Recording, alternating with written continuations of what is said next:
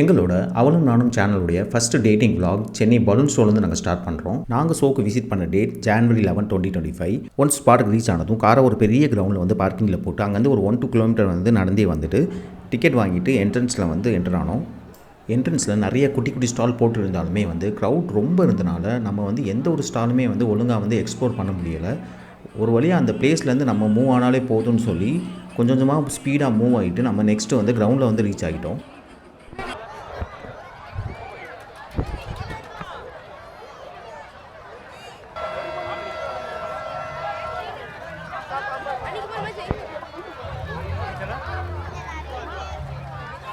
கிரவுண்ட்ஸோட என்ட்ரன்ஸில் கிட்ஸுக்கு அட்ராக்ட் பண்ணுற மாதிரி நிறைய ஃபன் ஆக்டிவிட்டீஸ் வச்சுருந்தாங்க. பட் எங்களுடைய மெயின் டார்கெட் வந்து பலூன் ஷோ பார்க்குறதுனால டைரெக்டாக மெயின் ஸ்பாட்டுக்கு வந்து ரீச் ஆனோம்.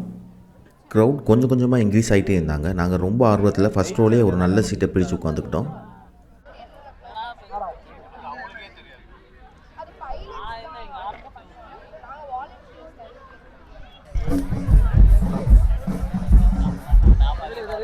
பலூன் ஷோக்கு டிஜே ஆர்கனைஸ் பண்ணியிருந்தாங்க. ஸோ அவங்களுமே அவங்களுடைய ஆக்டிவிட்டி ஸ்டார்ட் பண்ணிகிட்டு இருந்தாங்க.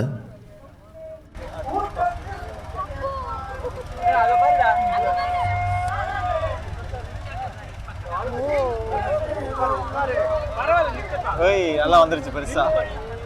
இதுக்கு தான் விண்ட் கண்ட்ரோலா இருக்கு. அது என்ன மாதிரியான கிளாத் தெரியல.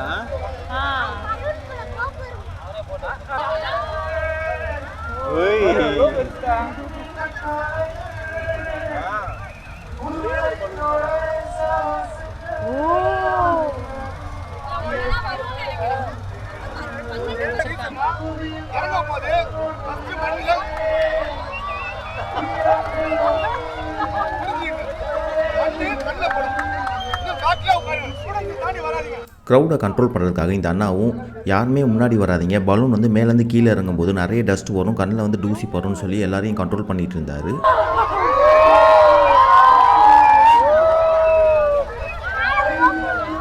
ஆனால் இதுதான் சொல்கிறாங்க பயங்கர காற்றடிக்குதுன்னு.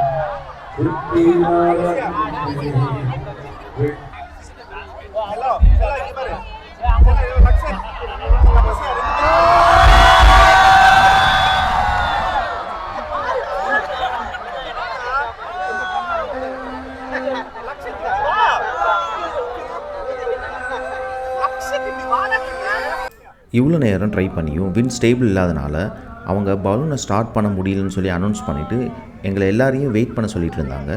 கிட்டே இன்னொரு டீம் அவங்களுடைய பலூன் செட்டப்பை ட்ரை பண்ண ஆரம்பித்தாங்க. நாங்களும் இந்த பிளேஸ்லேருந்து அந்த பிளேஸுக்கு கொஞ்சம் டிசப்பாயின்மெண்ட்டோடு மூவ் ஆனோம்.